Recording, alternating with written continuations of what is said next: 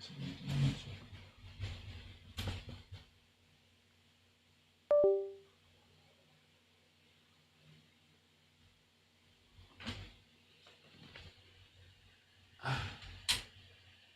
Ba't wala rin?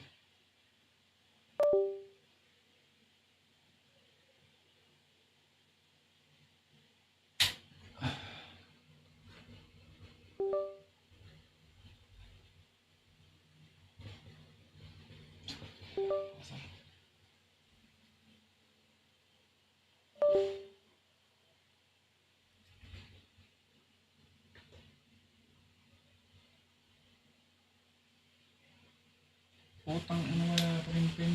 Visit.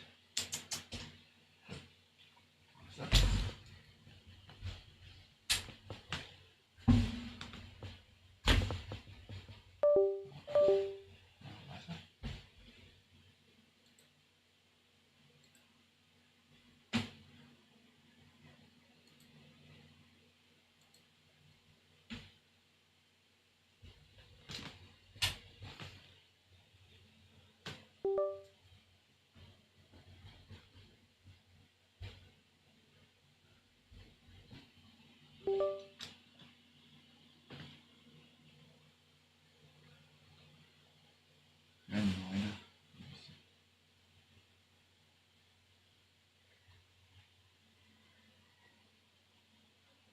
So, ito close na natin. Close.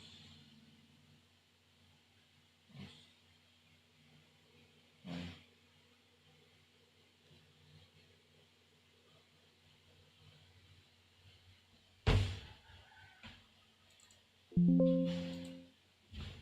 Render natin ito, bali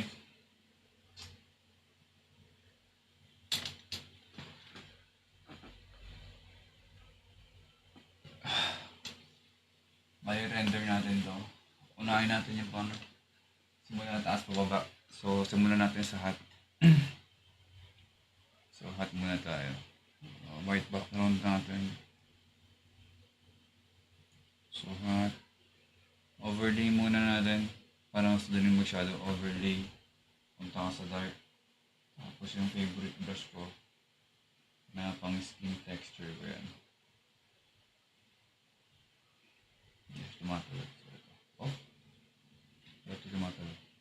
Hindi pala tayo nasa hat. Wala pala tayo sa hat. Di ba tayo sa may hat? Sa hat ito. Ngayon. Alam ka masyado agad. So, ganyan na siya. Baba natin ang opacity. Para madali lang siya shadow. Okay.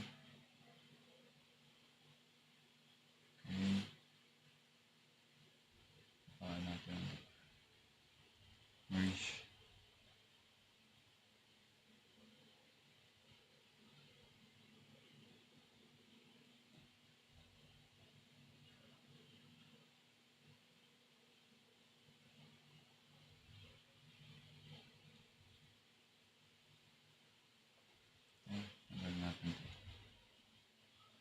Merge. Okay.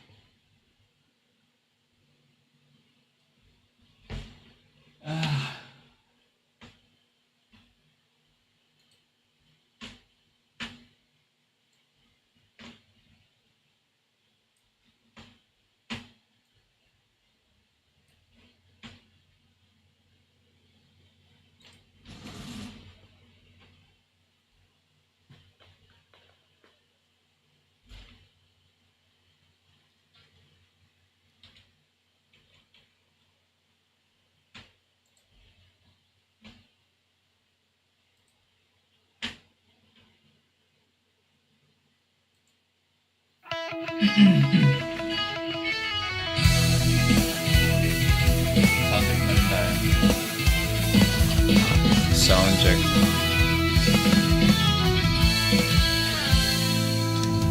Pag ako'y binibiro mo ang lahat ng yan sa aking turo, mga titig mo ay tumutulak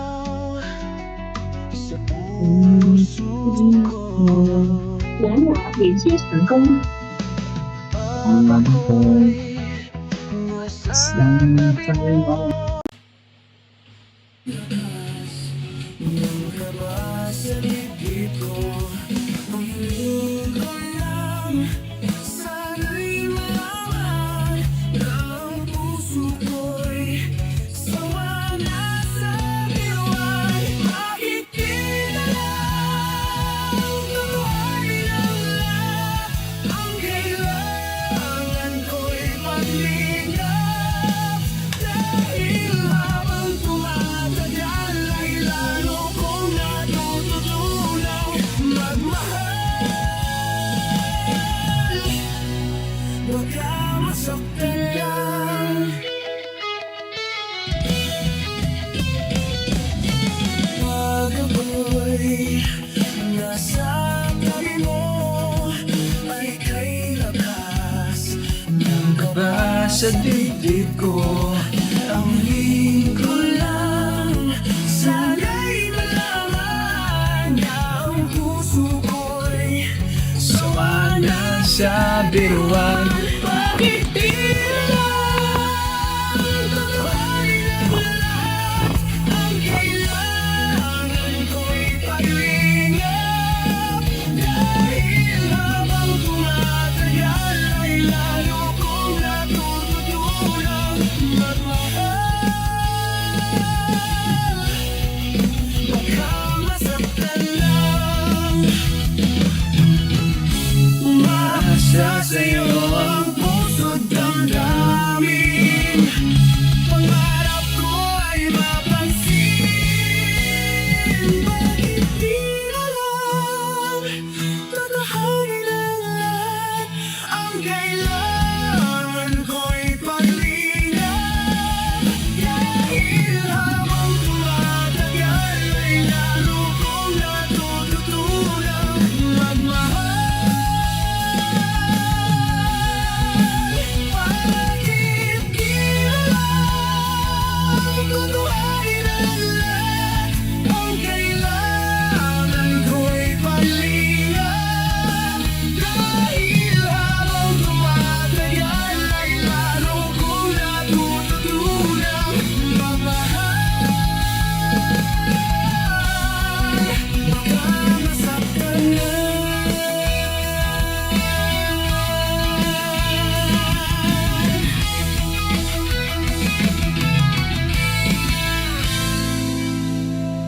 Hindi ko makita dahil black yung white yung background. So,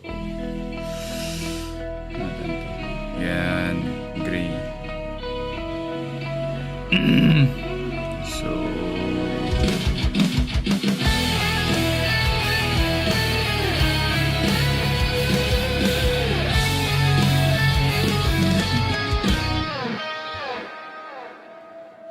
At tinangay ka na ng hangin, papalayo sa akin. excuse me. Medyo nangangating na lamunan ako. Ilang araw na ako may plema. Kahimangan ko'y natapos din. Nasanay na akong magulo ang mundo. Nasanay na akong malayo sa'yo. Wala na kahit na maganda mong alaalang nakakapit. Alisin ko na rin ang larawan mong nakasama.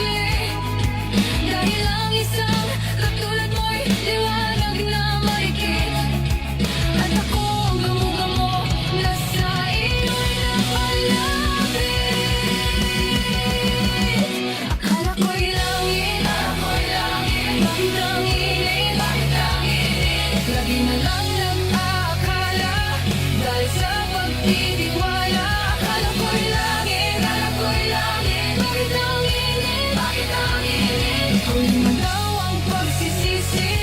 May umaga naman pagtapos ng gabi. Nakakapulad yung buhok.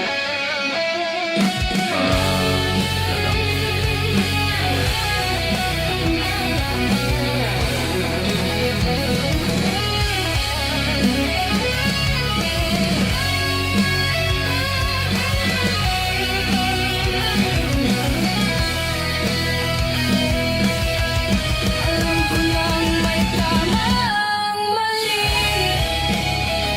Alam ko nang ang sobra'y may sukli.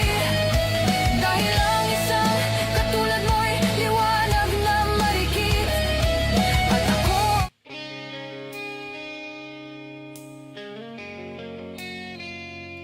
Hindi mo yung soundtrack kasi mga ano para sa ano. Mga strike. Load na lang tayo na new episode. Watch na.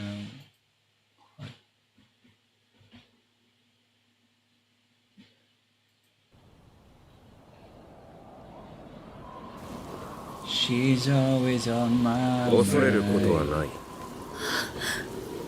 It's 魔 on 法の my 記憶を wake 失え up ば until その恐怖さえ忘れられる。 close my eyes. ただ知らざる者になるだけだ。 違うって言ってるのにどうして話を聞いてくれないの？ She's やだ。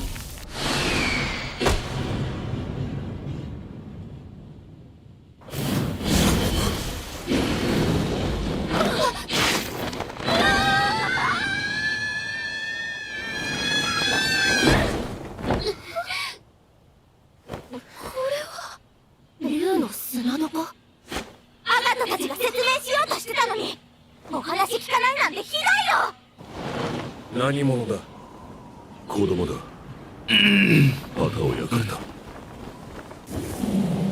いつも子供のこと子供って名前の生き物だと思ってる大人広い。重要なのは事情ではなく掟違反という事実だ。今の世界の秩序と平和は全ての魔法使いが厳格に掟を守ることのみで保たれている。ほころびがあれば崩壊は一瞬。故に例外が存在してはならない。子供たちの話は聞かないくせに自分はたっぷり話すんだな。僕の弟子に手を出さないでくれ、イースヒーズ。なるほど。お前の弟子だったのか。死によく似て不遜な生徒たちだ。君にいるなら優等生なんてクソくらいだよ。これが魔系団の仕事というならなおさらだ。我々は秩序を守りたいだけだ。ダダ山脈やスリスタスの影森のように大地を変えるほどの強力な魔法は結託の日以前の戦魔法だ。それが今の世に発動したとなれば叱るべき対処をして当然のこと。だとしても事情を聞かずに突然記憶を奪うのはおかしいよ。それにこの規模の魔法を完成させる技術も道具も僕は弟子に与えた覚えはないな。お前が与えずともツバーリボンが与えた可能性は。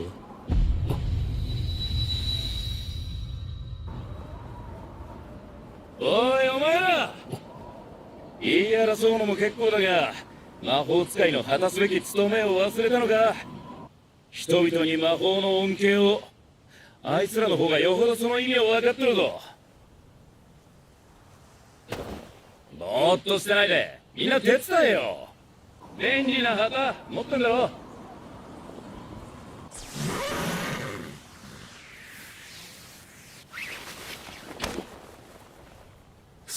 それで治るのか。いいえ、止血しただけです。このままカルンへ運びます。すぐに医者に見せれば命に危険は。俺は見たぞ。その旗を魔法で元通りにしたの。この子の怪我も治せるんだろ。魔法にはその力があるはずだ。いいえ、ありません。そんなはずは。手を離しなさい。それとも彼を運ぶのをやめますか？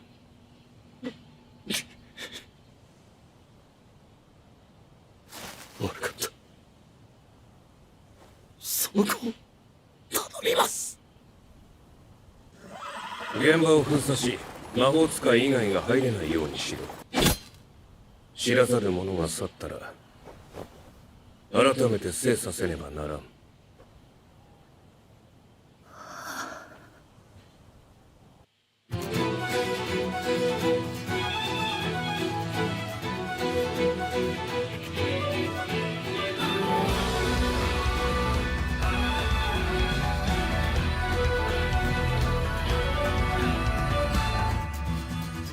風のつてが運んでくれる月に踊れば夜に染まる窓書くほどに満たされないこの瞬間が欲しくてまだわからない迷える子羊のよう何者でもない特別ではないようで明日が欲しかったたどり着せないのだけど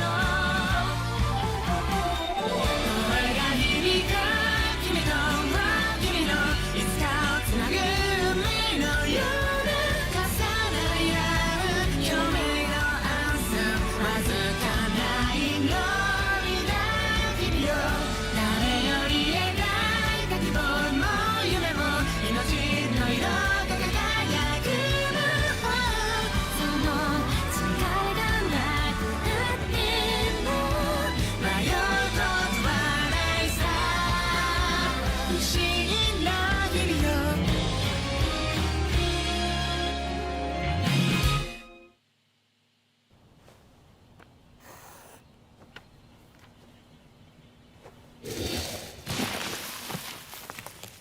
一般的な基礎魔法だ。これじゃあ川岸を丸ごと崩すのは無理だな。だね。手を見せろ。つばわり棒は時々魔法陣を入れ墨にして掘り込んでいる。肉体の強化や変化、魔法の力を増幅させる禁止魔法。育ちたてのペンダコに魔木で汚れた手。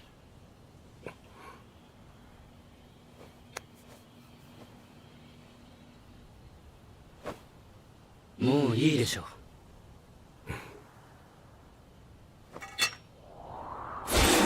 大講堂に報告した後、この件の調査を開始する。問題の元がやはりお前たちにあるとなれば容赦はしないぞ。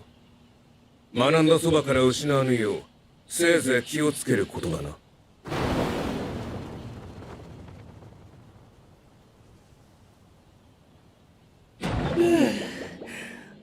ああ、ヒヤヒヤした。よかったよ、みんな無事で。大人が二人とも離れるべきじゃなかったね。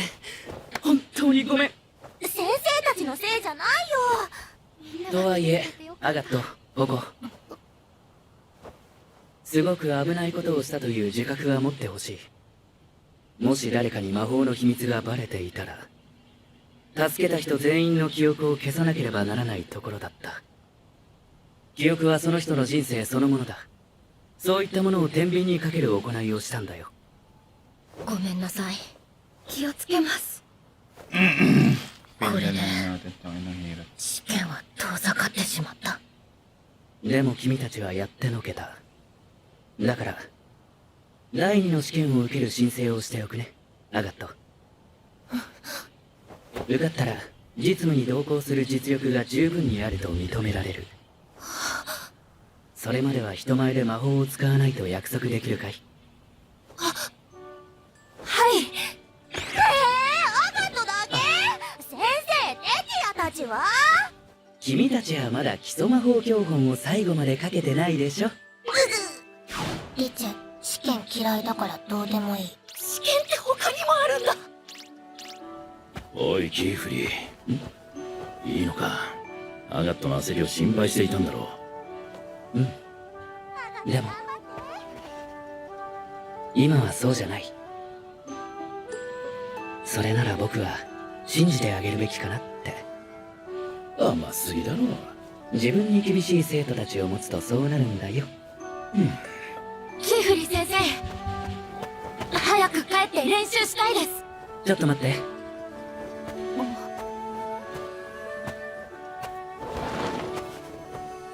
あともう一つやるべきことがある。キーフリーの新しい弟子ってあの子だろ。噂が本当なら。噂を真実だと証明できるか？いや、あの石化した家で証拠を探すのは無理だな。ならば自白させるしかあるまい。見ろ、あの魔法のせいで下流の川が干上がりかけている。一つの落石が岸を崩し流れを変え、下流は変化を余儀なくされる。そうして美しかった元の風景は永久に失われてしまうのだ。あの娘は最初の落石、転がり落ちる可能性のあるが何としてでも取り除かねば。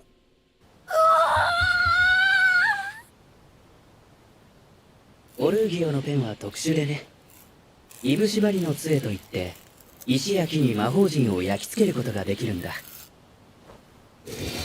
応急処置だけどな。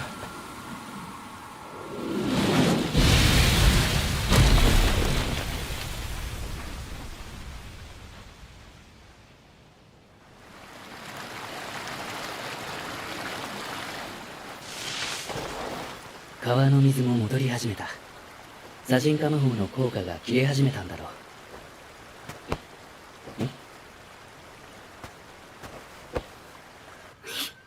ここ。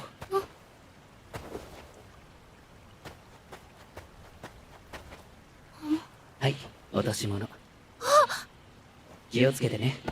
帽子も魔木も置き忘れたら大変だ。ごめんなさい。ありがとうございます。あれ、おかしいな。私の魔木全然減ってない。あっ、魔法の小瓶とかなんですか？ずっと増え続けるのか？ここ、ちょっとそれ見せてもらえるかい？先生？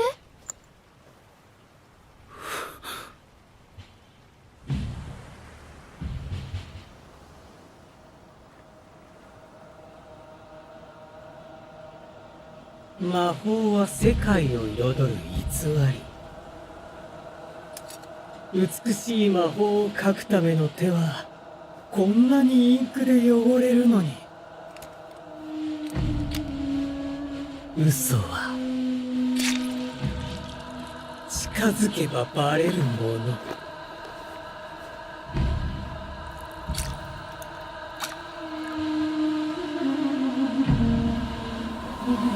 いつまで隠しておけるかな。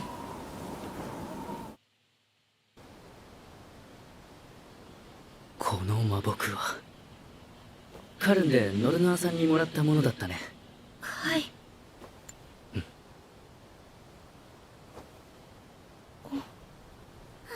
オルギオ、先にみんなを連れてアトリエに帰っていてくれ。あ？お前はどこ行くつもりだよ。僕はこの間の騒ぎで個々のペンを買いそびれてしまったからね。すぐ近くだしカルンに寄ってから帰るよ。じゃあ土産に呪蜜酒。初摘みと熟成もの1本ずつ。よし、任された。ごめんね。どうしても確認したいことがあるんだ。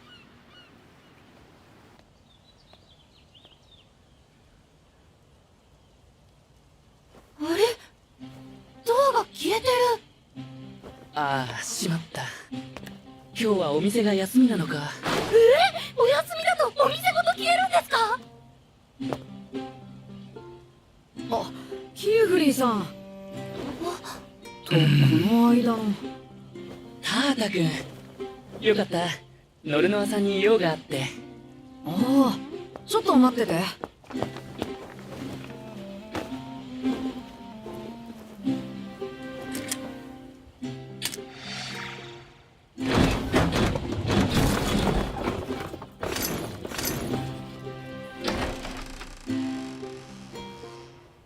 どうぞ入って。こ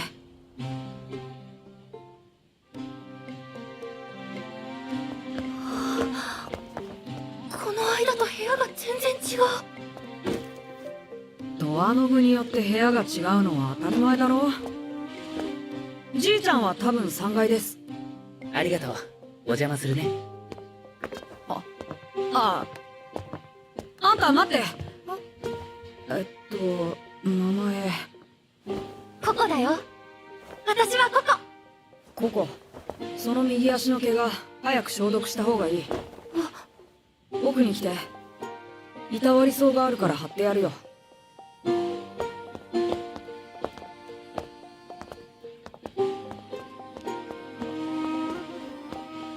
知らないマザイがいっぱいだ。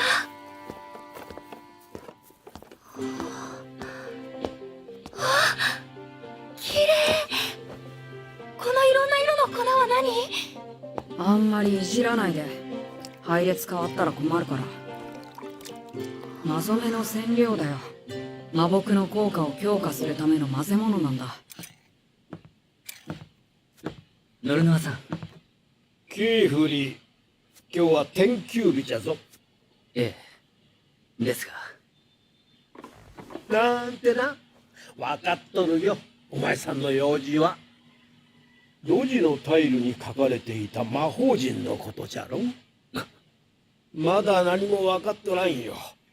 いろんなマゾメを分離する魔法を試したが、見事なまでに解けていてな。お前さんは何か掴んだのかね？実はあるものを手に入れて。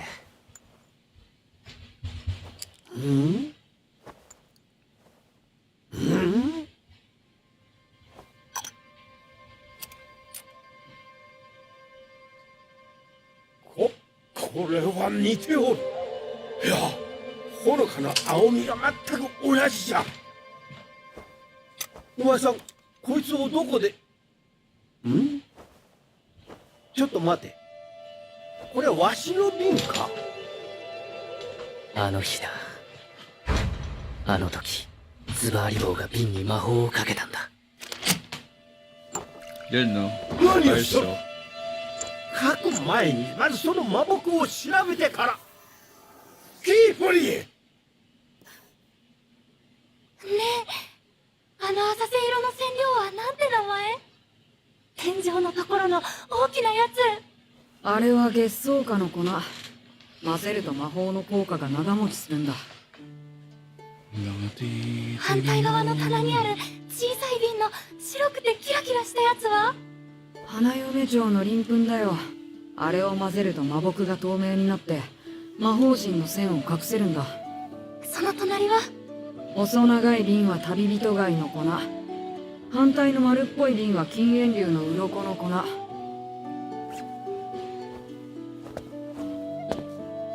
す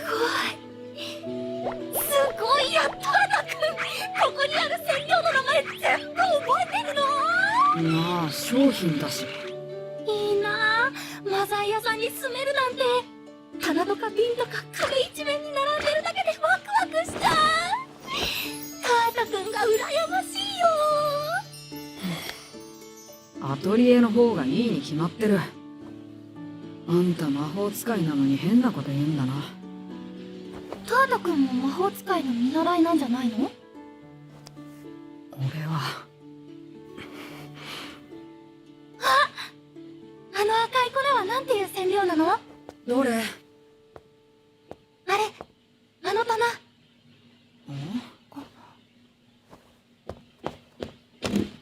浅瀬色と枯葉色の間にあるやつ。だから何段目のどれだよ。すっごく赤くて目立つやつだよ。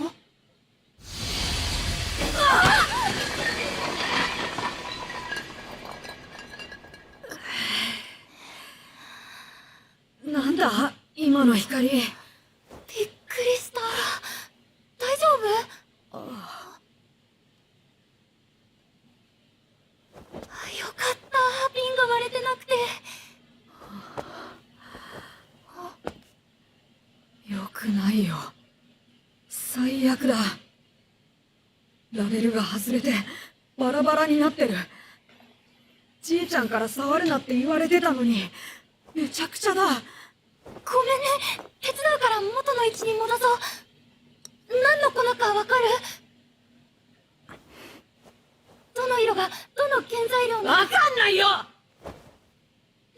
でもさっきは。置いてある場所で種類を覚えただけ。色で見分けたわけじゃない。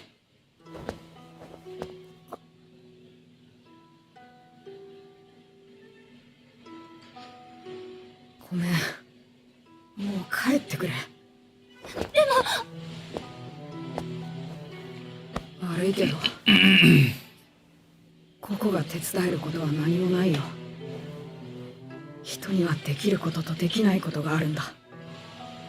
銀紙症の俺の目じゃいくら勉強しても魔法使いにはなれないように。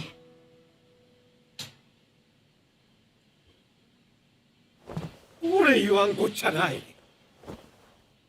キフリ、大丈夫かね。キフリ、あんな小さな魔法陣であの規模の威力とは。これはおそらく双子瓶の魔法です。入れ物は2つ、中身は1つ。きっと魔法陣が彫られた小さなメダルが沈めてあるはず。ココはこれを使わされたんだ。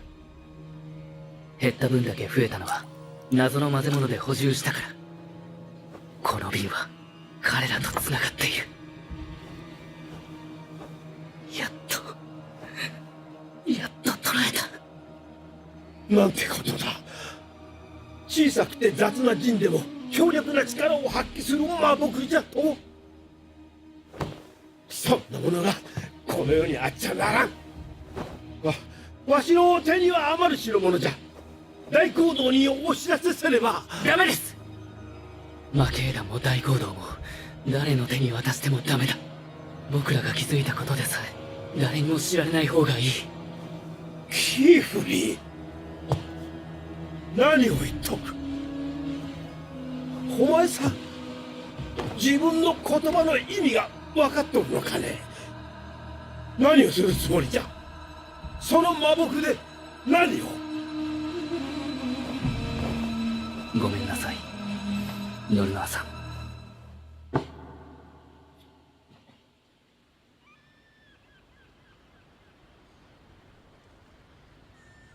ここ待たせたね。あの魔木の瓶だけど間違えてすごく高価なものを渡しちゃったみたい。代わりにカバンを買ったからこれを使って。ありがとうございます。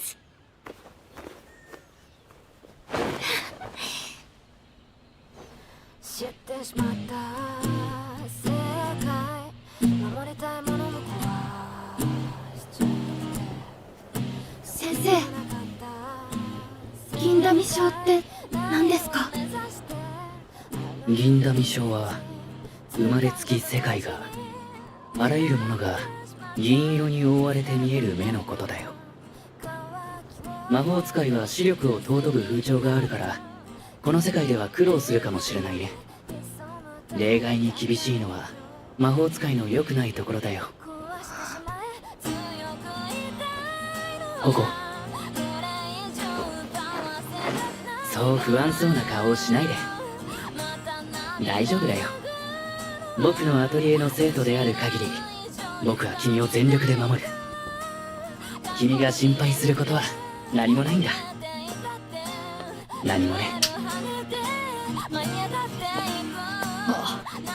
じいちゃん、ごめんなさい。さっきの光にびっくりしてこの辺の瓶崩しちゃったんだ。あの強い光何だったの？キーフリーさんの魔法？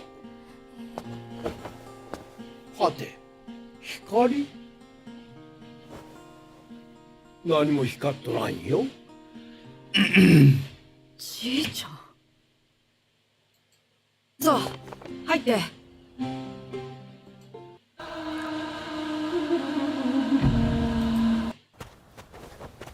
大人が2人とも離れるべきじゃなかったね。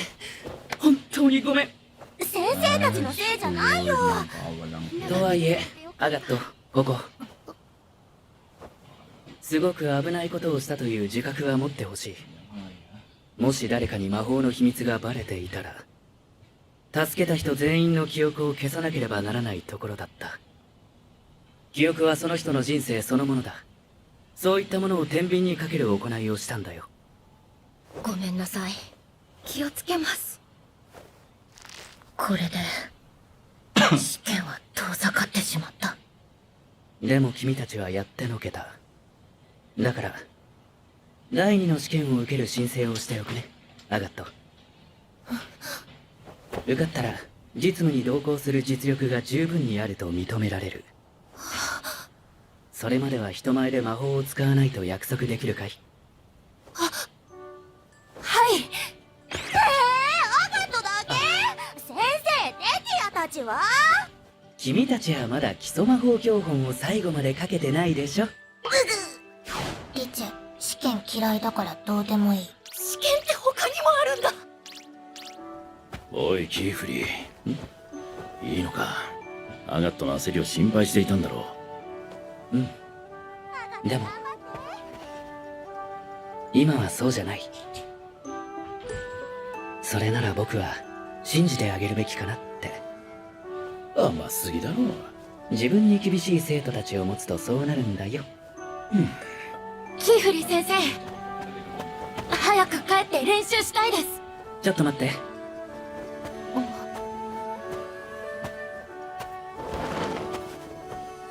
あともう一つやるべきことがある。キーフリーの新しい弟子ってあの子だろ？噂が本当なら。噂を真実だと証明できるか？いや、あの石化した家で証拠を探すのは無理だな。ならば自白させるしかあるまい。見ろ、あの魔法のせいで下流の川が干上がりかけている。一つの落石が岸を崩し流れを変え、下流は変化を余儀なくされる。そうして美しかった元の風景は永久に失われてしまうのだ。あの娘は最初の落石、転がり落ちる可能性があるなら何としてでも取り除かねば。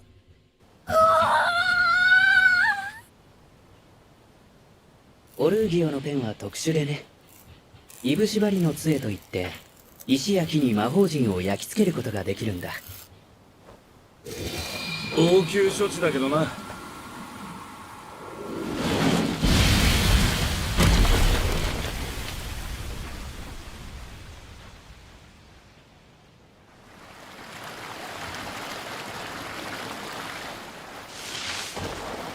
川の水も戻り始めた。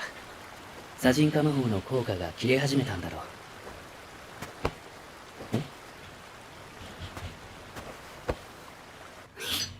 ここ。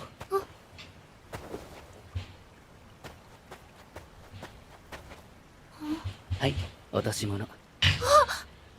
気をつけてね。帽子も魔木も置き忘れたら大変だ。ごめんなさい。ありがとうございます。あれ、おかしいな。私の魔木全然減ってない。あ、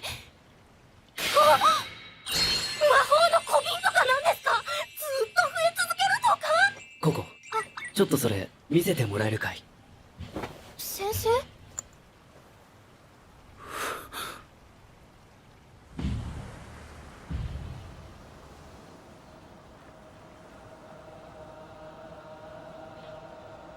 魔法は世界を彩る偽り。美しい魔法を書くための手はこんなにインクで汚れるのに。嘘は近づけばバレるもの。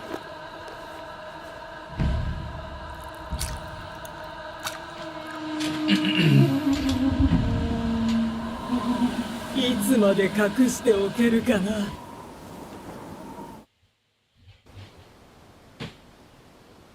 この魔木はカルンでノルナーさんにもらったものだったね。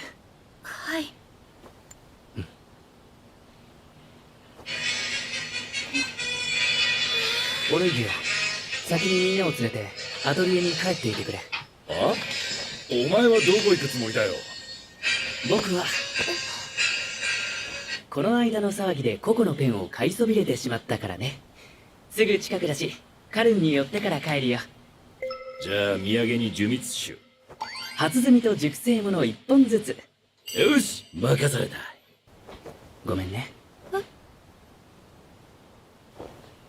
どうしても確認したいことがあるんだ。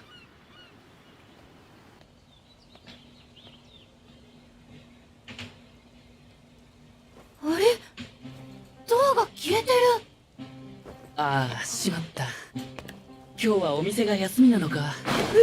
お休みだとお店ごと消えるんですか？あ、ヒューフリーさんとこの間の。タータ君、よかった。ノルノアさんに用があって。ああ、ちょっと待ってて。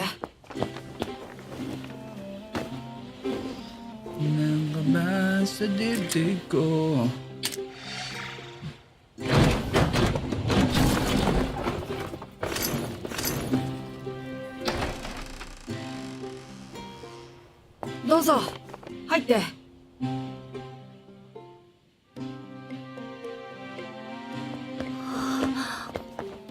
この間と部屋が全然違う。ドアノブによって部屋が違うのは当たり前だろ。じいちゃんは多分3階です。ありがとう。お邪魔するね。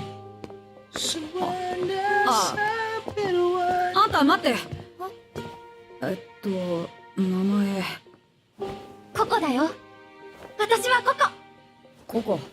その右足の怪我早く消毒した方がいい。奥に来て。いたわりそうがあるから貼ってやるよ。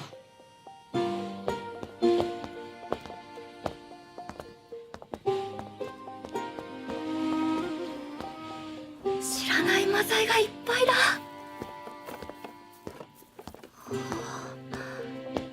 あ、綺麗。このいろんな色の粉は何？あんまりいじらないで。配列変わったら困るから。マゾメの染料だよ。魔木の効果を強化するための混ぜ物なんだ。ノルノアさん。キーフリー、今日は天休日じゃぞ。ええ。ですが。なんてな。分かっとるよ、お前さんの用事は。路地のタイルに書かれていた魔法陣のことじゃろ。まだ何も分かっとらんよ。いろんなまぞめを分離する魔法を試したが、見事なまでに解けていてな。お前さんは何か掴んだのかね？実はあるものを手に入れて。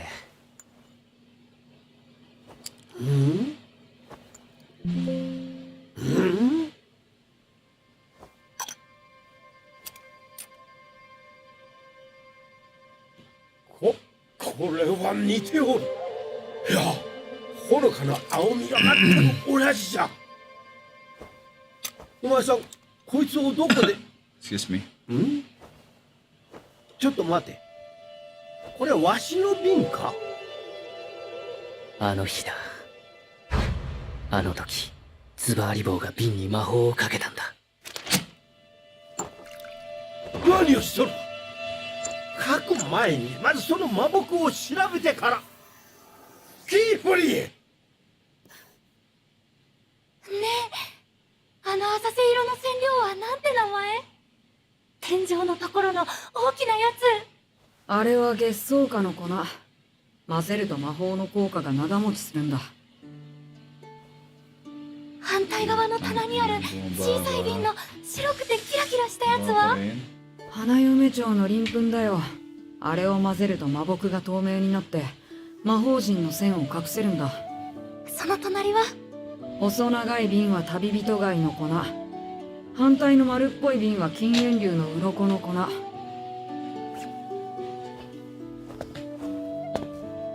すごいやっとあたくん。ここにある染料の名前全部覚えてるの？まあ商品だし。いいなあ、ママザー屋さんに住めるなんて。棚とか瓶とか壁一面に並んでるだけでワクワクしちゃう。カータくんが羨ましいよ。アトリエの方がいいに決まってる。あんた魔法使いなのに変なこと言うんだな。タータくんも魔法使いの見習いなんじゃないの？俺は。あの赤い粉はなんていう染料なの？どれ？あれ、あの棚。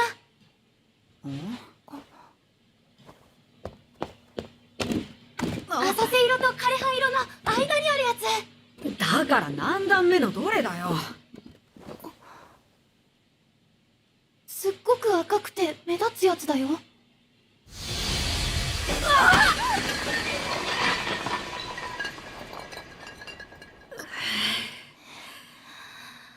なんだ今の光。びっくりした。大丈夫？よかった。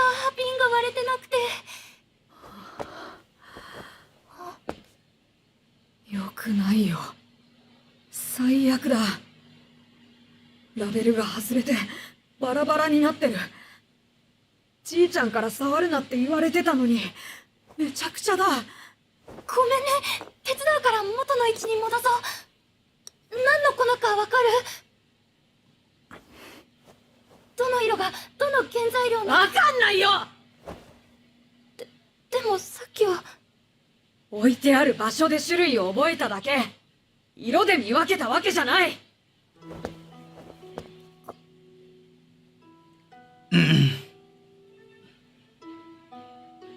ごめん、もう帰ってくれ。でも悪いけどここが手伝えることは何もないよ。人にはできることとできないことがあるんだ。銀紙症の俺の目じゃいくら勉強しても魔法使いにはなれないように。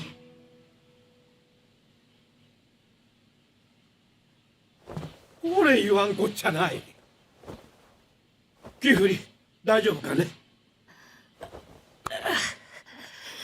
キフリ、あんな小さな魔法陣であの規模の威力とは。これはおそらく双子瓶の魔法です。入れ物は2つ、中身は1つ。きっと魔法陣が彫られた小さなメダルが沈めてあるはず。ココはこれを使わされたんだ。減った分だけ増えたのは謎の混ぜ物で補充したから。この瓶は彼らと繋がっている。やっと捉えた。なんてことだ。小さくて雑な陣でも強力な力を発揮する魔木じゃと。そんなものがこの世にあっちゃならん。わしの手には余る代物じゃ。大講堂にお知らせせれば。ダメです。魔系団も大講堂も誰の手に渡してもダメだ。僕らが気づいたことでさえ誰にも知られない方がいい。キフリ、何を言っとる。お前さん、自分の言葉の意味が分かっとるのかね。何をするつもりじゃ。その魔木で何を。ごめんなさい、ノルナーさん。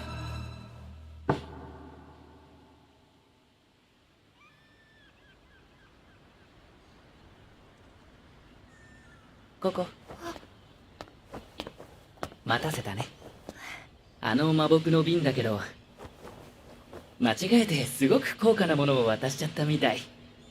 代わりにカバンを買ったからこれを使って。ありがとうございます。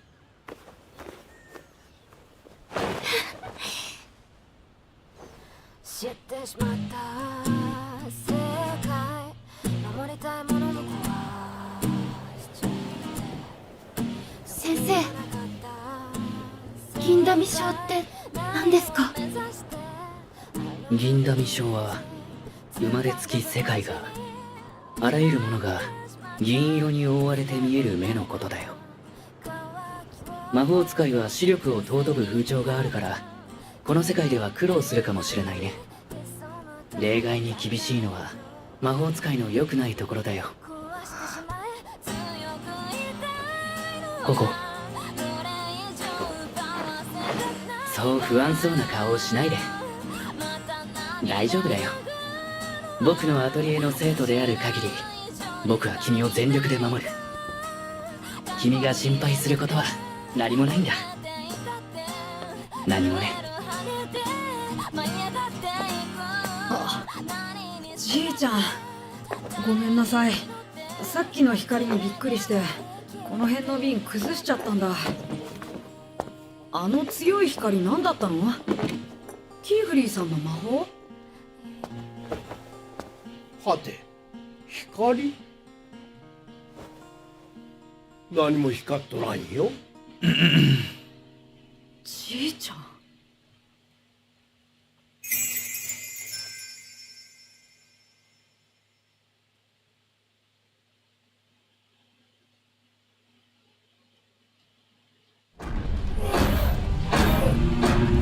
Okay, let's see what we're up against. Okay, we got 2 mechs patrolling in front of the building. Yeah, there's that one behind back. Let's get her by the collection bin. And another one in.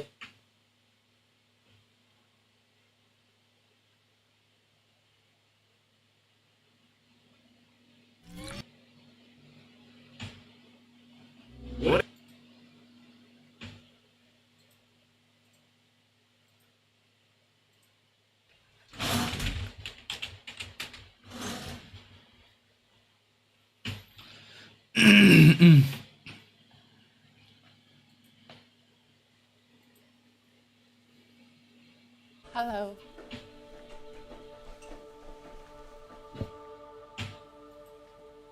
How's Harold making out? Well, she's still sluicing. How's it going with the trauma? Slowly, because every time I seem to take one step forward, I find 3 other things I have to fix. Maybe sa pag-like course. So pretty slow? Yeah. So, how is things here? We sluiced a bit, but not as much as we like to. We had some electrical issues, so we had to get an electrician. We had to wait for that. We can fix things, but electricity is not our thing, so. How many days did you really sluice? So we sluiced 2 days and 2 nights. Yeah, well. Still not too bad, though. Yeah, you can't win every day. No. Can we weigh it up? So far, Tony has averaged 330 ounces of gold per week from the Indian River. Before. He's 10, 20, 30, 40, 50, 60, 70, 80, 90, 100, 110, 120, 121.10. Worth $420,000, but much less than he could have gotten if they'd run all week.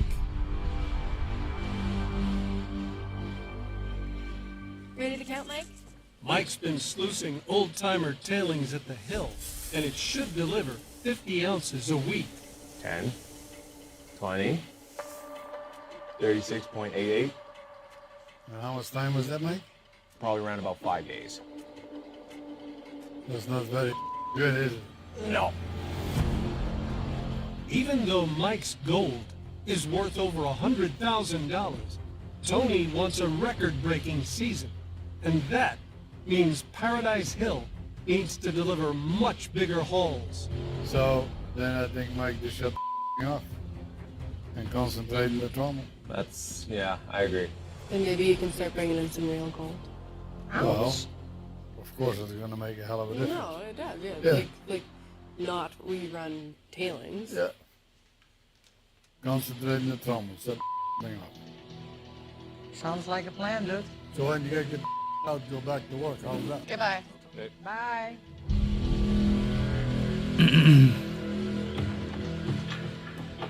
Those fires were impressive. Yeah, that was crazy. It came out of nowhere, and all of a sudden it's like, man, it's really cloudy this morning.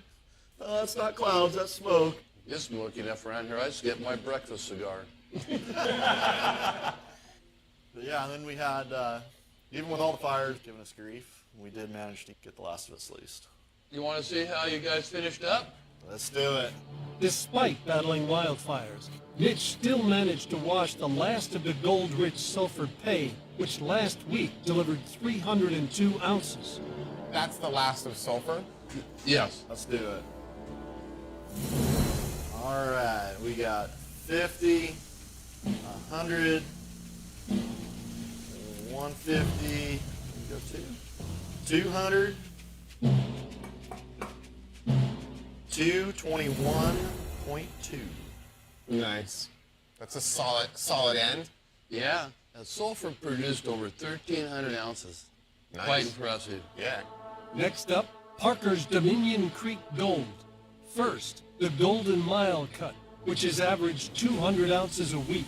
20, 40, 120, 140, 160, 200, 230, 250, 273.15. Wow. Sick. That was a good week. And then Bob has just been chugging away. Yeah. Old Faithful. Bob in the Bridge Cut has averaged 160 ounces a week. 20, 40, 80, 100, 120, 140, 160, 200, 212, 216.15. That's a good week. Super good.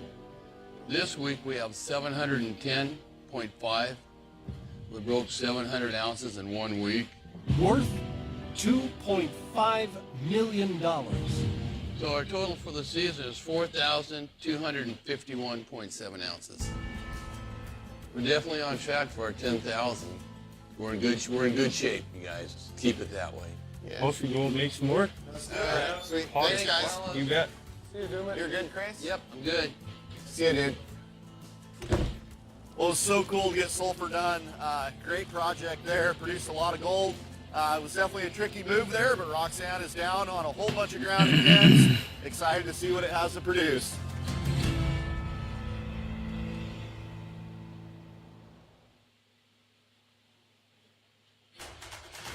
저보고 불륜 담당을 하라고요? 더 빨리 뛰어요. 주인아를 끝장낼 수 있는 카드를 내가 주는 거야.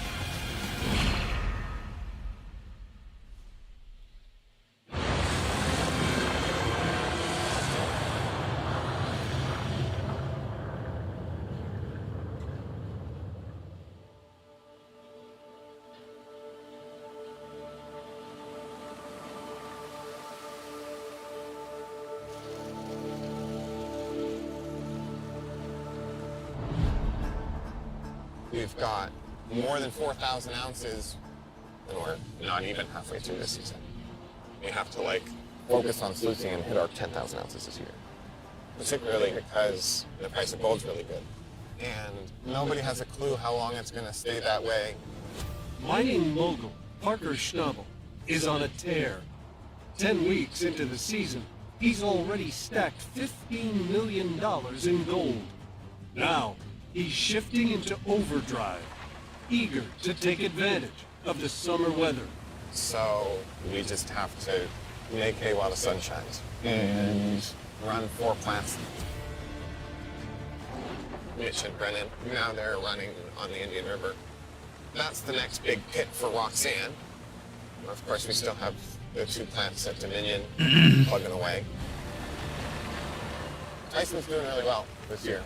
He's doing a very good job of handling things at Dominion, but we just have to kick it into high gear.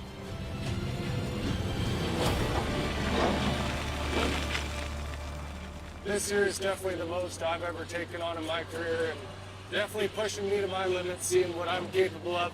Definitely keeping me busy. On average, I'm working from 15 to 16 hours a day.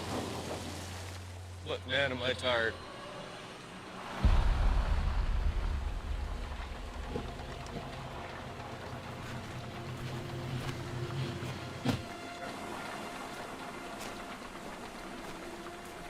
How are you?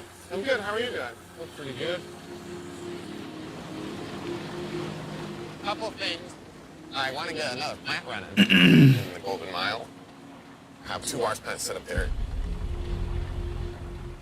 Big Red I think we should try to fire that thing up. Yeah? Like end of the week or something. I've already talked to the mechanics. They're starting to work on her. Let's see if it happens around here if we have 4 plants running. With the crew we got, running 3 plants on Dominion is going to be a stretch. Like, I'm running like a chicken with my head cut off in between the 2 right now. With 3, it's already... I know. We're taking chaos to a new level. We're going to have gray hair by the end of it. Right? To bring in 10,000 ounces, Parker wants to run 4 wash plants for the first time in his career. At his leased ground on the Indian River, Roxanne is pounding through pay dirt. 10 miles north, at Dominion, Wash Plant Bob is sluicing the bridge cover.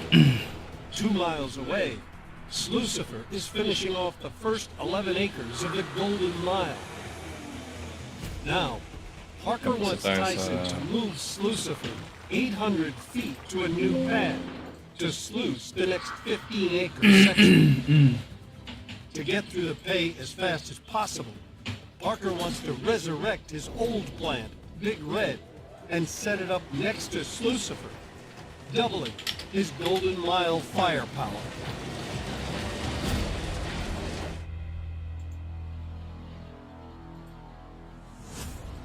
The mechanics are not going to be happy. Big Red screen deck, the sluice runs, and the pre-wash need a lot of work. And that's pretty much what makes up a wash plant.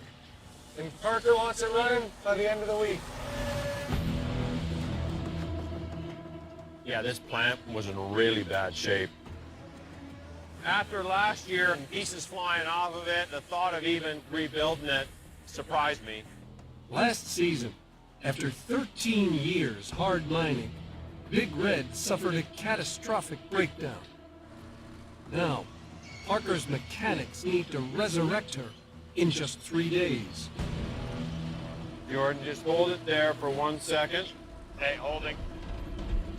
Dang. First up, attach Big Red's refurbished hopper, where gold-rich pay dirt is fed into the plant. Okay, table down a little bit more. Whoa, hold her right there. Okay, bolt 1 is in. I would say Parker has gold fever. Gold prices are huge. We had a year last year. We got thaw in these cuts. Get the payout. Get gold while the price is through the roof. Now, Jordan, we gotta go ahead towards the screen deck. We gotta be careful it doesn't come all at once. It's not a super heavy lift, but it's a super precarious once we try to get these 3rd and 4th pins set. We're trying to move it, inches to get a pin in. You know what? What's gonna be the safest? Probably come along that to this. Exactly. Okay, let's do that, Justin. The issue we're having is that right now we have this pre-wash hung on these pins right here. And this arm, whole support arm, is actually on 2 pins on the bottom. So this whole thing moves back and forth. So we're trying to move it ahead to drop the pins in the front. But when we do, this is floating free. A lot of weight here. So if we don't control it, the thing could just shoot off into there. Bill secures the hopper's support arm and inches it forward to slide the hopper in. Okay, Jordan, let's go down a little bit.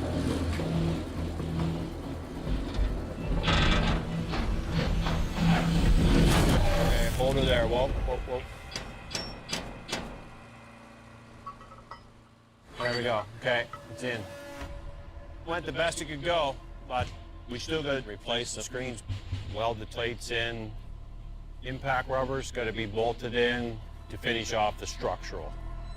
And then reassembly, and one thing goes wrong, we're definitely not going to make it.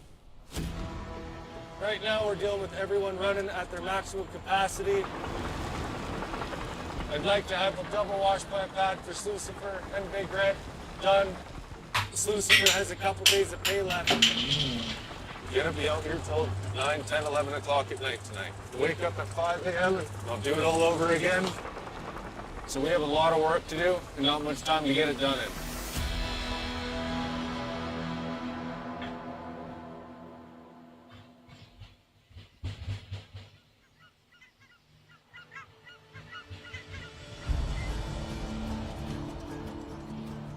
"10 miles south.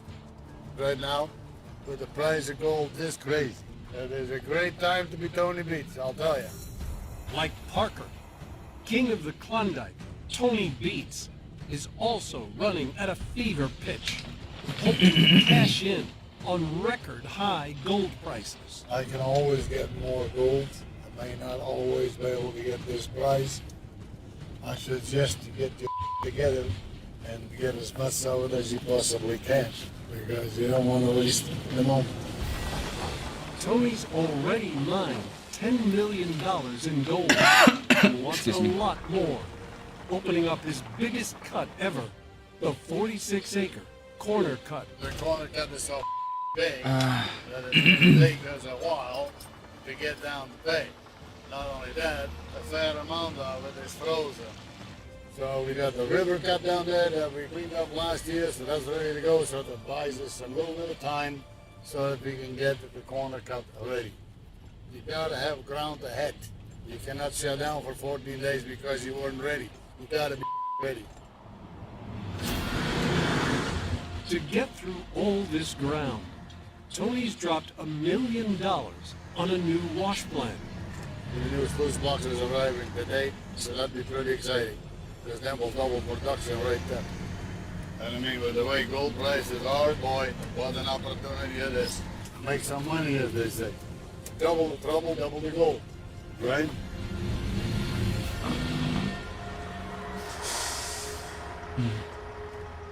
Yeah, definitely good to have it here in one piece. Yep. 15 feet high, 12 feet wide, 111,000 pounds gross weight. Didn't get any overpasses in Vancouver, so that's a good thing. Cousin Mike needs to get Tony's $1 million investment off the truck without wrecking it.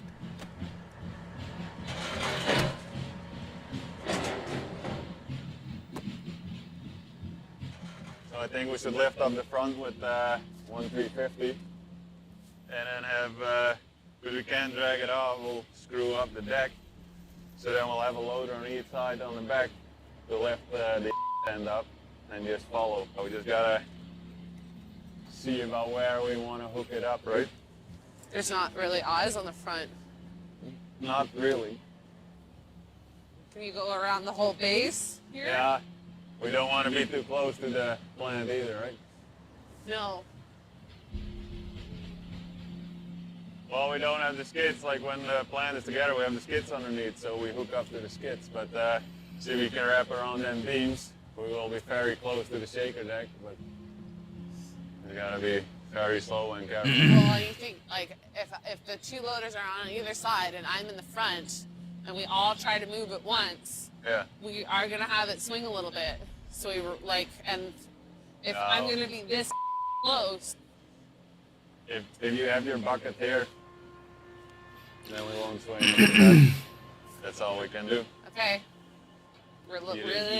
You just gotta listen to me, to what I tell you. You do as I say. You gotta listen to me.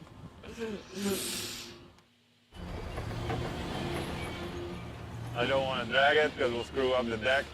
So we'll have two loaders on the back that will lift up the back just a little bit off the deck, and then they just gotta follow the loader that's on the front. I gotta watch that we keep everything in one piece. We don't like to bend or just don't break anything.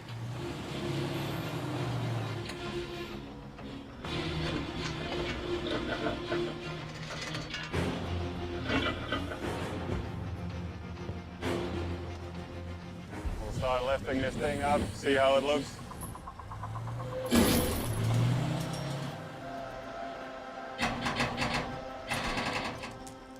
If I like it, we'll start dragging the trailer away.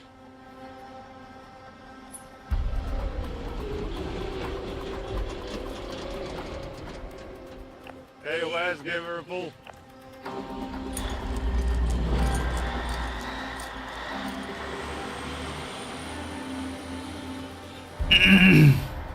Smooth.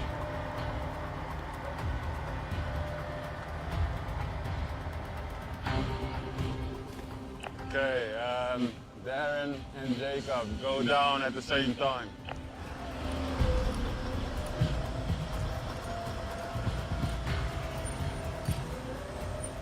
Ruby, start letting her down carefully.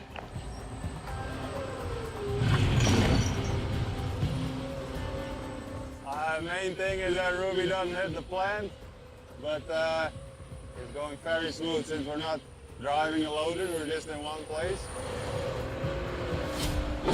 That's it, perfect. The new 45-ton wash plant is the same model as Tony's plant, Sluice-A-Lot, one of the biggest shaker decks money can buy. It can process 350 yards of pay an hour. So, plant itself is unloaded. Next step is unload the other semi truck. Very anticlimactic, which is usually a bad thing, but right now it's a great thing. The plant is on the ground. We can put the rest together and then we'll start washing rocks. Yeah, so I'm hoping to have the plant still nice and shiny when Tony shows up. I don't want to damage that thing. It's just a very expensive piece of equipment we're working with today. This wash plant is very important for our season total, of course. It's Tony's baby, but it's my problem. That's okay, that's my job.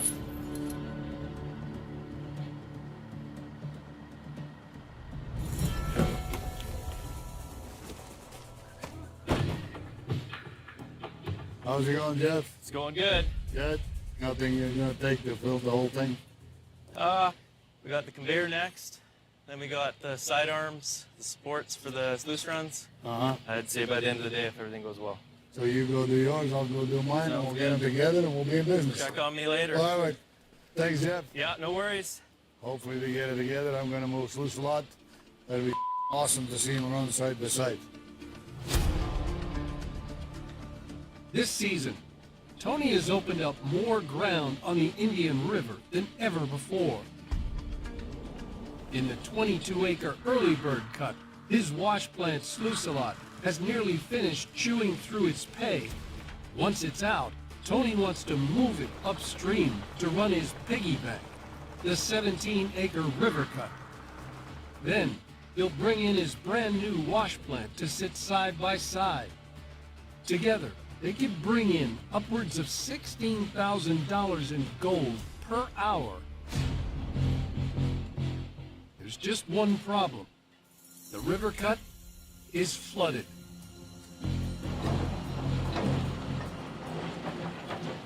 You gotta dig a hole for the pump. We'll get rid of all the dirt so we can put the pump in. And then we'll pump the water down, and then it should be pretty much good until we're completely finished with this cut. Now we can put this side boom in place. Foreman Cousin Mike brings in their submersible pump, capable of shifting 1,000 gallons of water an hour. It'll take a day to drain this cut. By that time, we hope to have the other wash plant set up. So we'll hook the cables to it. Fire the gen set up. Off we go.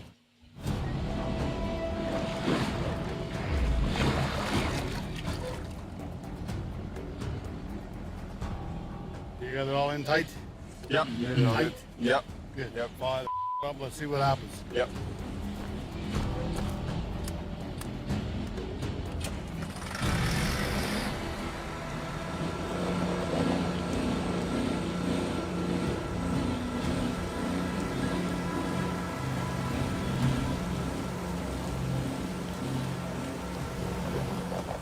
It's pumping, but the generator is surging. You gotta be at 60 hertz, but it's not quite making it. So we don't like that. Ay. You may not want to do that? It is not good. Nobody hurt. No big deal. Just pay attention next time, that's all.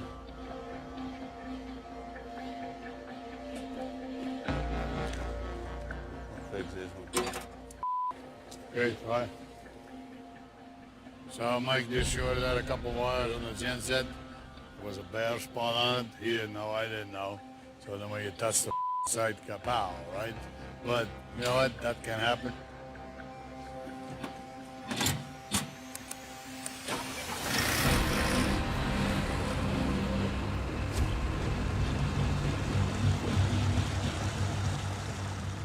Since the pumping, the cuts will be dry in the morning.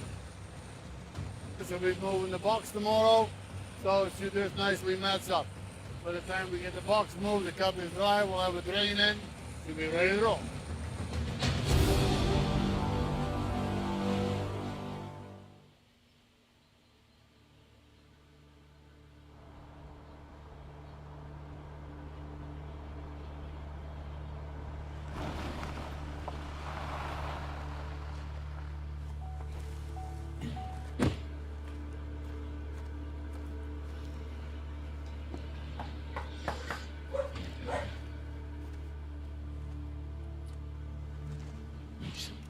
Yo, Joy, good see you.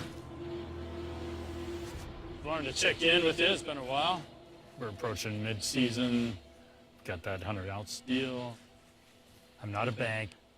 I'm a businessman. I need the money. Yep.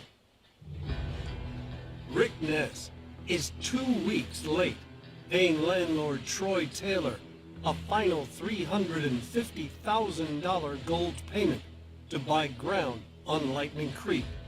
I didn't see any activity there at Lightning, so I wonder what was going on there. Lightning Creek started off kind of slow. We got the license extension for the year to Vegas Valley. I gotta put my resources where I normally get the most gold. With the gold sitting here that we know is here, we kind of gotta jump on that. You don't really care where the gold comes from, do you? As long as we get that gold in my pocket. I'll have it to you by the end of the week. I have no surprises. Or No surprises. Only surprise will be more gold. Yeah? Yeah. Well, Troy wants his money. I get it.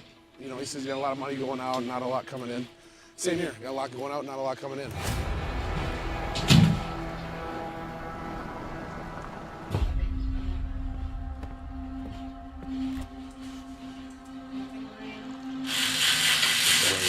We'll go through everyone around the year. I mean, we started the season off with no water license, nowhere to mine. Ended up taking a huge gamble and a big chunk of ground on Lightning Creek and going back in debt. And for the work that we've done there really hasn't been much gold, and that's wearing on everybody, especially me. But now we out of the blue, we get a water license here at Vegas Valley, and we're not prepared for it, but the hell yeah, we're coming back to it. We know the gold's there, we're gonna go get it. To get Troy 100 ounces by the end of the week, Rick plans to run a stockpile of Vegas Valley pay left over from last season. We've got a pile of pay sitting there ready to run, but our wash plant's not ready. Monster Red needs some work. We just haven't gotten around to fixing it because we didn't know if we'd even be able to use it this year. There's water pouring out from the backside of the feeder. Last season, water line. Monster Red's main water line sprung a massive leak. You're not gonna like what you see. It's big, it's like half the pipe. This obviously got caught by the bucket. The line should have never been there. Water line's in a spot right behind the feeder, right behind the grizzlies where boulders the size of small cars are coming off of. Rick's tasked mechanic Ryan Kent and his crew to cut out the damaged area of pipe, pull both ends together, and clamp it back in place. Kyle will get his chainsaw, he'll chop that up, we'll be able to yank it and we'll get it close enough to put those together. I hate doing that Band-Aid, but we're out of time for this season, so we just can't run the plant till it's done. Yeah. So, yeah, well, I'll get the 460 over and let's hammer it out. It just makes sense to come back here. We got a monster pile of pay right there that would give us a boost through the season. Problem is we're short on time. Gold's still owed to Troy, so it's gonna be a patch job. Honestly, if we needed it run and pay, be careful. We are right on the edge of that feeder. We don't want to take too much away from this edge right here and weaken the bank, otherwise we're gonna end up losing the feeders. I just need to get this Makawa ka sa akin. You feel good about cutting right there? Yeah, that's fine. All right. Make sure you yell timber. Timber!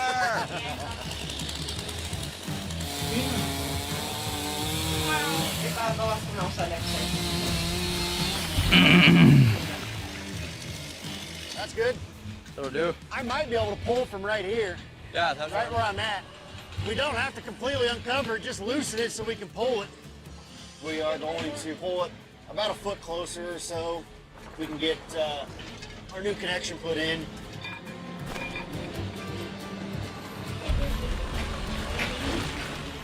Can we try going this way? Oh! Or why is it bent weird like that? Oh, that definitely has a crack right there. There's a big hole in there. Oh. We gotta undig the whole thing. This is gonna be a pain. Ryan's attempted quick fix has created a bigger hole. Now, they need to dig up the entire 200-foot-long pipe to make the repair. Only going down inches at a time here. We've only got one clamp to make this work. Last thing we want to do is put another hole in a piece of pipe. See, once it's pulled out and exposed, we'll pull it so we can get our new connection put in. Go. That's it right there.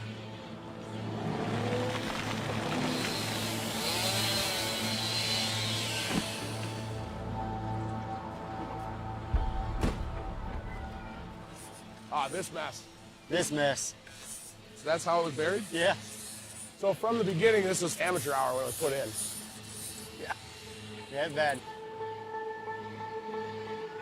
At the end of the day, it's not exactly tricky. You just got to get it right. I mean, the hardest part is getting the two ends to line up. That was close, right? I mean, we're touching. Once it's toasted up, clamp it, then it's good. I'm not too happy about leaving the water line where it is. That's why it got damaged in the first place. But unfortunately, we just don't have the time to move everything. So we're just going to cut some corners, unfortunately, and have to be extra careful to make it work. And by doing that, we're going to be able to save a week's worth of sluicing. I think we're good. That's in. Yeah, it closed right up, so. I want everybody to take pictures of where it's at so they remember. We got the water line fixed. A bit of a pain, but we got it done. The next step is to get the water pump down to Lightning Creek because we don't know if it's going to hold until we put pressure on it. So we get that all hooked up, and if it holds, we're in good shape. We can run Monster Red.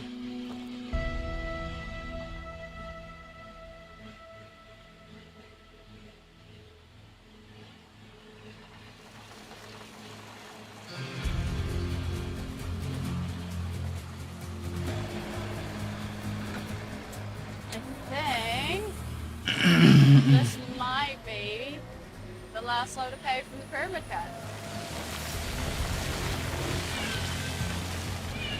Hey Kevin, you got a copy? We just dumped the last load of pay from the pyramid cut there. The pay pile looks big, but she won't last that long. We've really got to crack into that new ground and start hauling pay as soon as possible. So we got the pyramid cut open and we're running that pay, but that is gonna run out soon. So right now I'm off to go look where we're gonna start stripping next. While his dad, Tony, expands his empire, Kevin Beats is struggling to stay in the game. Nearly halfway through the season, the sophomore mine boss is short on crew, short on gold, and short on time. The gold not being quite as good as we had hoped. It's making me a little hesitant about 2,000 ounce gold. We're not hurting yet, but it's definitely not great, so we're gonna have to speed up, be more efficient. And the new cut, once we get into there, we're gonna have to open it up pretty quick. Otherwise, we're gonna have no pay to run, which means no gold in the box, which means no money coming in, which means no bills being paid. So, better pick and ride, I guess.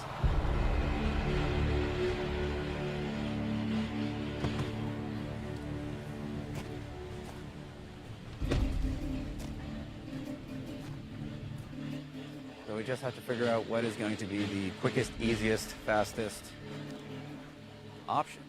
There's only so many of those that we got to pick from, given what claims we have. Just over the years, I just kind of picked up from Tony what to look for, because doing it for a quarter of a century, you're just naturally going to learn some. Kevin has identified a block of ground 500 feet north of his wash plant setup.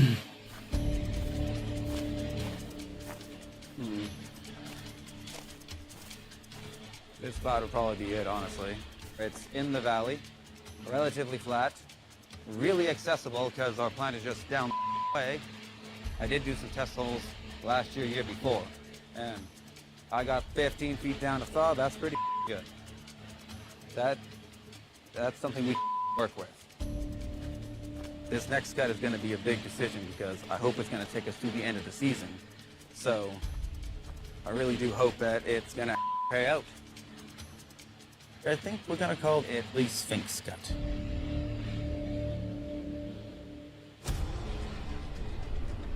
At Scribner Creek, Kevin has spent nearly 10 weeks mining out the 3-acre pyramid cut, and now has just a stockpile left to run. 500 feet up the valley is his new 7-acre Sphinx Cut. He needs it ripped, stripped, and down to pay in the first section before his stockpile runs out in a week's time.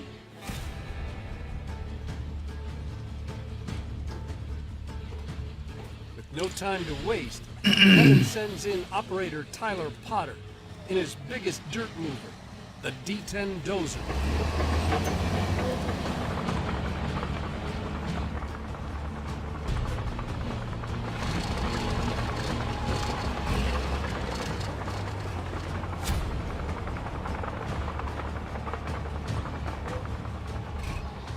Oh, that's not good.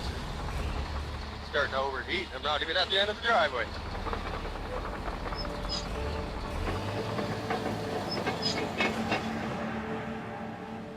Yeah, this isn't good. This is not good.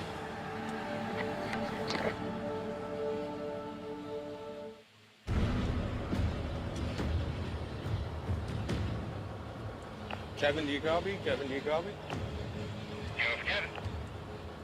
He's made it past the gate, and this dozer is already overheating. Well, alright, I will come have a quick look. Yeah, I'm bored, thanks. At Scribner Creek, Kevin Beats is racing to open up new ground before his pay runs out. But his only dozer hasn't even made it out of the yard. And it's getting warmer already.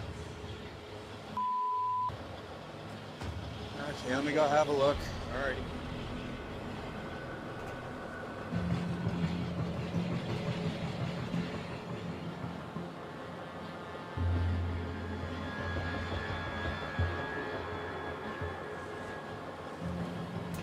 Okay. Not the most scientific, but something's not pulling. No. So it has to be something in the system. Something internal.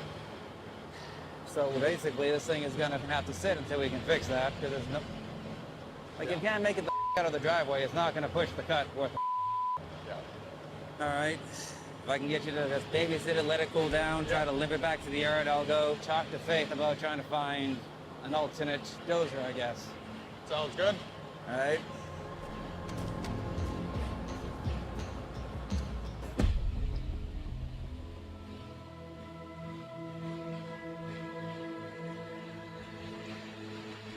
Yeah. Hey, Faith. The dozer is overheating, the D10. I think we need to get one of our own, something a little newer. Okay. Alright. There's a couple places we can shop for. And We do need it here ASAP. Even just looking at our current options here, getting it from the States is going to take weeks. Ugh. And Alberta is going to be at least 2 weeks at best. Yeah. I don't think we can wait the 2 weeks, honestly. If we wanted it yesterday, I would suggest we start looking local. Okay. We have possibly Parker, maybe, Maybe. that we could ask. Tony. Having Tony give you something, it's always a roll the dice. Just time to roll the dice. Well, we're kind of stuck in a rock and a hard place right now. Yeah, we really need a large dozer real soon. Yeah. Okay. Let's see what I can do.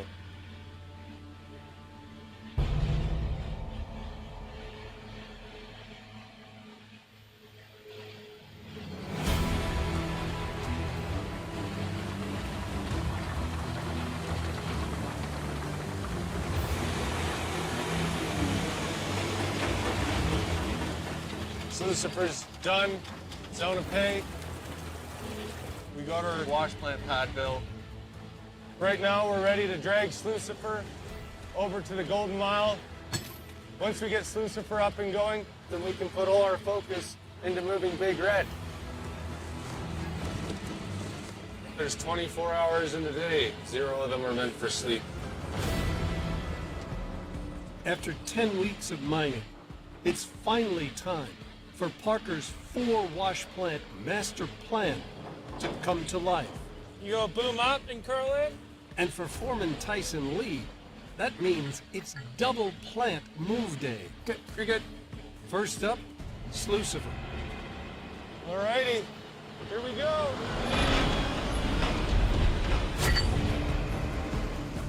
Tyson uses the 480 excavator to drag the 45-ton wash plant 800 feet to a new pad in the middle of the Golden Mile.